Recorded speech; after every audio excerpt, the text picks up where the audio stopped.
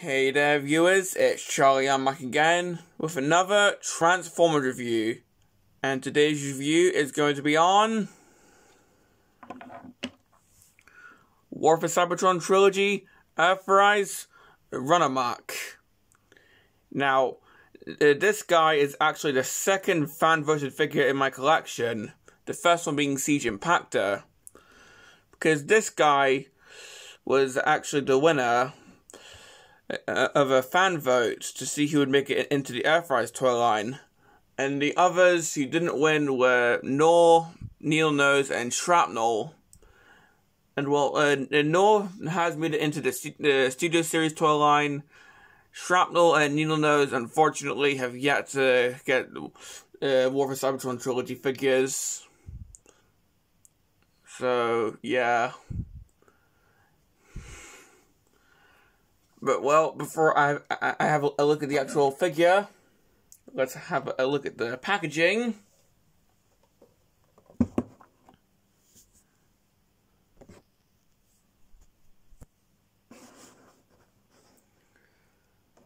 And, of course, this is the standard Earthrise box, so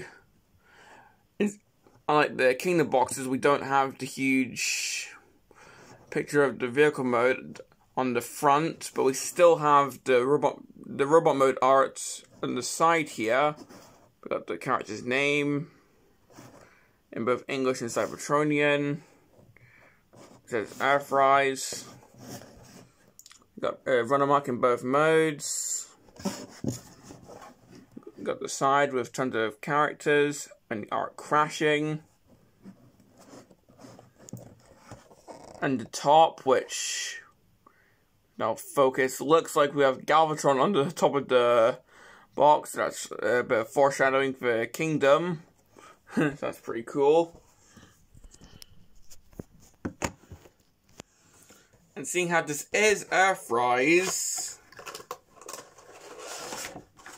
I of course need to look at the planet map thing.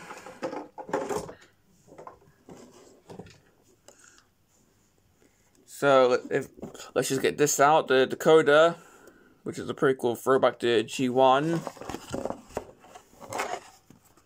Oh, I think I found it. And if you can see that, it looks like it says Earth. That sounds like a horrible planet to be on.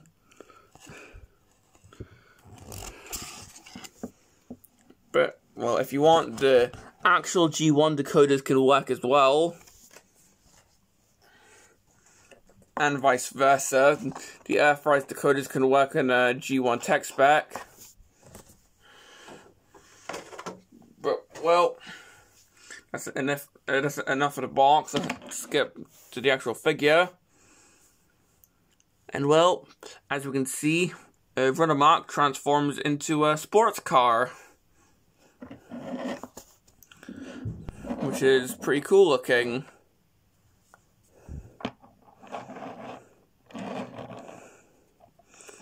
I mean, if we just have a 360 here,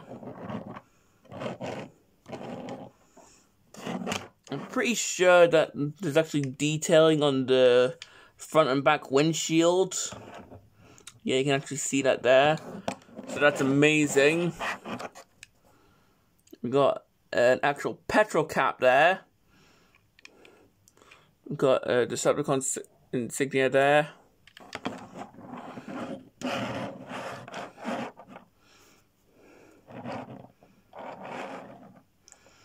So that's pretty much it. Although the underneath, we do have a secondary windshield for the robot mode, so we do have some faux parts, unfortunately. Whatever.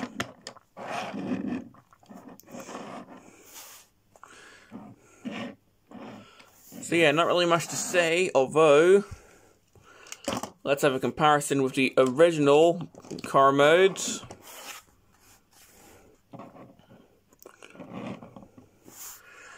And I don't know if this is because this one has decolored a little bit, but the Earthrise figure is definitely much whiter. Well, this is more of a grey. Again, I don't know if this is because this one's yellowed, but the differences I've spotted: the hood doesn't have a Decepticon insignia. There's a Decepticon insignia here instead of a rub sign.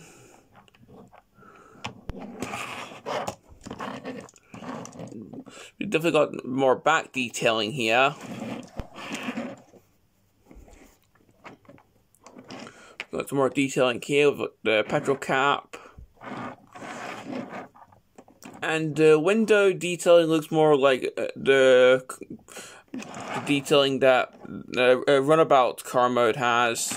I'm not going to get him out for comparison though. So yeah.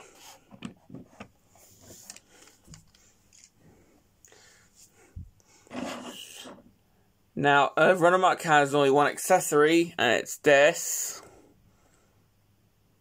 singular gun, which goes onto the top of the car mode like this.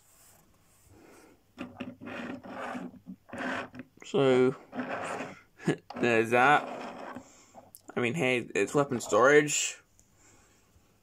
And of course, we got the standard blast effects.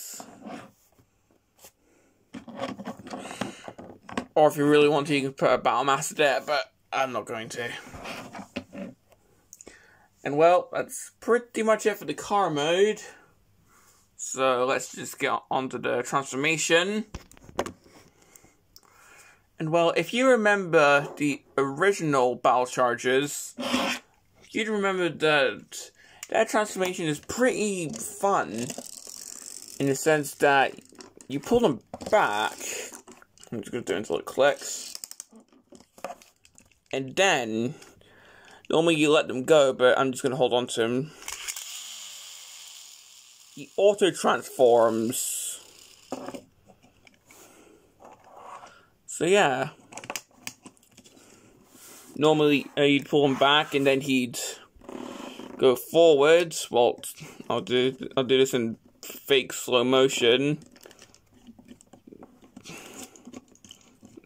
Also transforming, something like that. And that's how the Battle Chargers transformed back in G1. Well, in Earthrise, you actually have to manually transform them. So, yeah. Well, let's just get on with this. Well, to start, take the back, lift it up, push the back wheels in, and just rest out there. Unpeg the front windshield, and I think this is just my copy. Sometimes it has trouble fully picking in. You see that? I think it might be just my copy. I don't know, but it is definitely a complaint.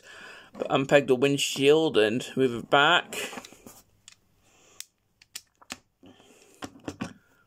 Stand up the car like this. Move these bits down. Transform the legs. And spin the waist around. And split the legs. Get the arms out. Turn them 90 degrees. Get the fists out.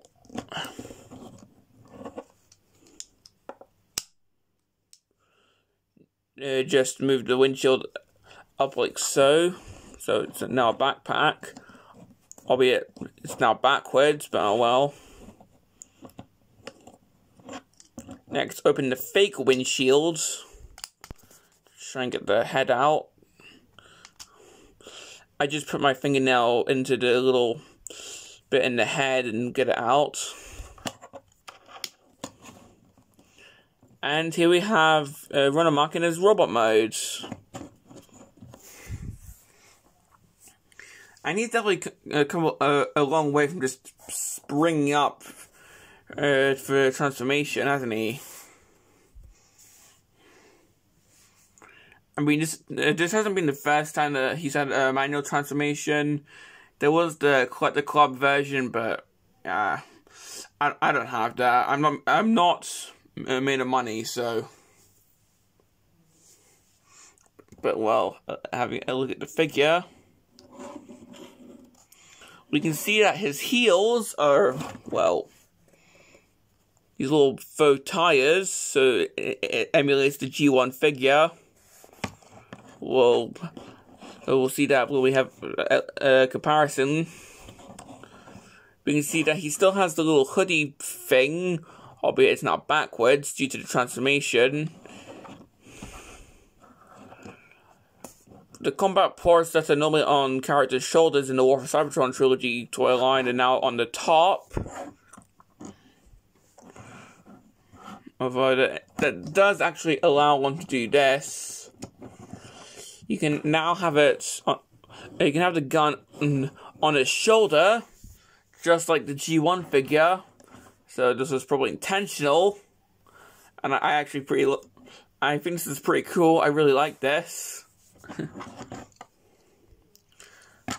And well, having a look at the head.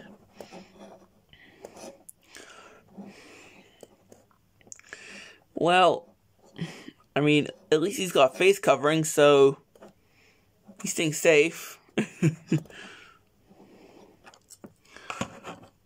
But yeah. So, comparison with the original.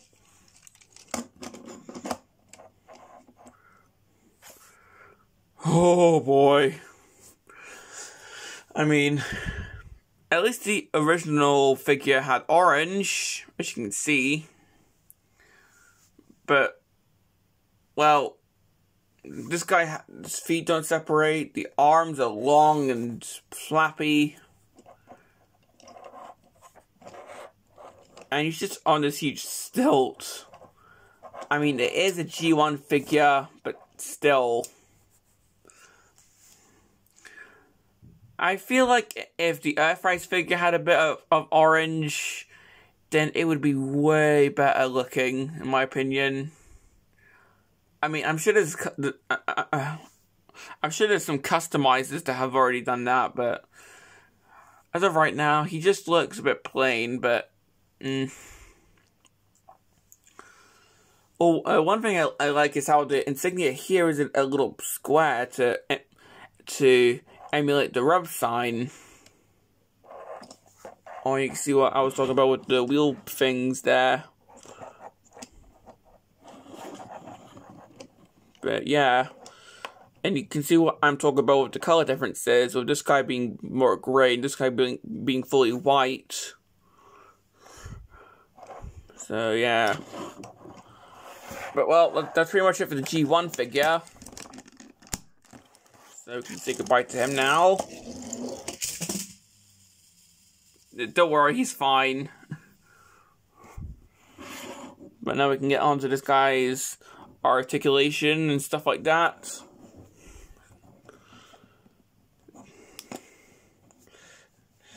So yeah, let's just get on to the articulation, because the G1 figure didn't have any. Well, if you get this out of the way, then his head can move.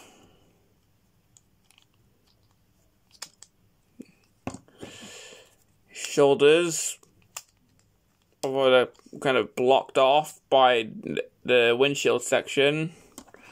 He's got some elbows, which of course can swivel. The standard T posing, although the more higher T posing, which kind of looks awkward. The wrists can kind of move in. The waist can rotate due to the transformation. Legs can go forward. Can't really go back that far. You do the splits perfectly. The pivots for the ankles can go that far. And the leg can swivel. Oh, and I guess he's got a bit of a toe bend as well due to the transformation. So yeah, kind of posable, but there are some hindrances.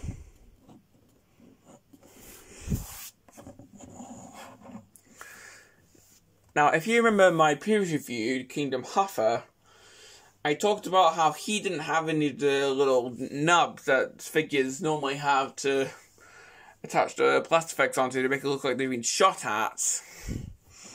Well, this guy, I mean, he's got one on his shoulder, he's got one on his arm, and he's got one right on his leg. So we can take full advantage of that.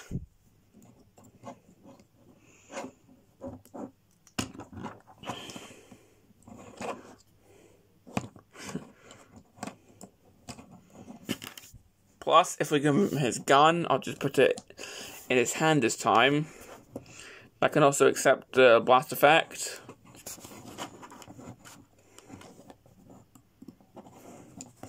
Or my favorite, the laser feet.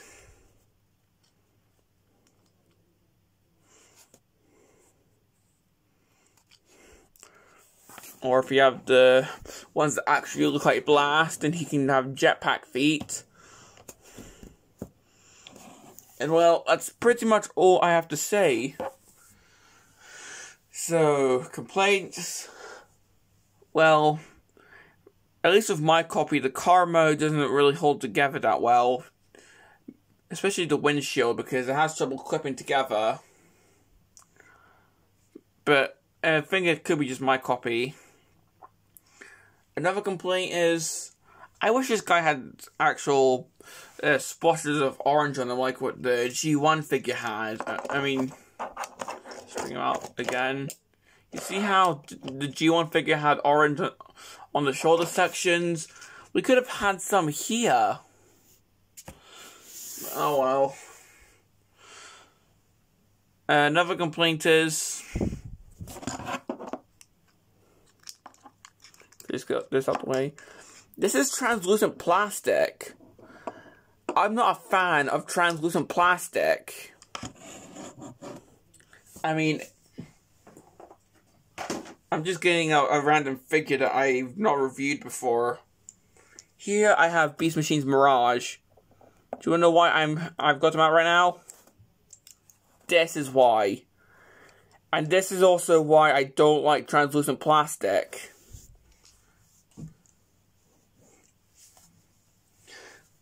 I mean, this thing could potentially be at risk of breaking one day if I'm not careful. Granted, I am normally careful, but no, that's not the point. Translucent plastic is normally more brittle. So, yeah.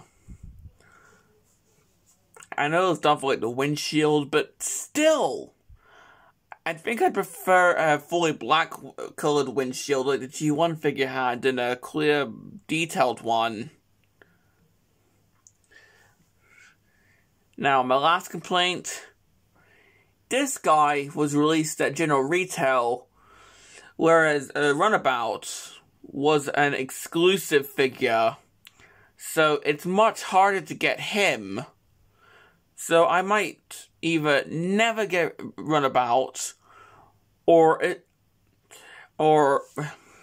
it's either I'll never get Runabout, or I'll have to spend lots of money to get him. So getting the Battle Charger Duo is going to be very hard. Yeah, this was a huge problem in Earthrise. Just too many exclusives, but yeah, there's been tons of people that have complained about that, so I'm not going to get into that here. I'm just going to mention that Runabout it wasn't exclusive, whereas this guy was released at general retail. Hell, it's just a thought. They could have been released as a 2-pack together, like I don't know, Skywarp and Thundercracker. Sure, that would mean they would be an exclusive, but I don't know. I just wish that Runabout was available much easier. Sure, it's more complaints about that figure rather than this figure, but I'm just upset that I can't really complete the Battle Charger duo in Earthrise that easily. But, well, rant aside, do I recommend this figure? Well, I'd say just be careful, because keep in mind, this whole bit is translucent plastic, and it's also painted, so this is also at the risk of paint chipping. So this is a really cool figure, and I really love him.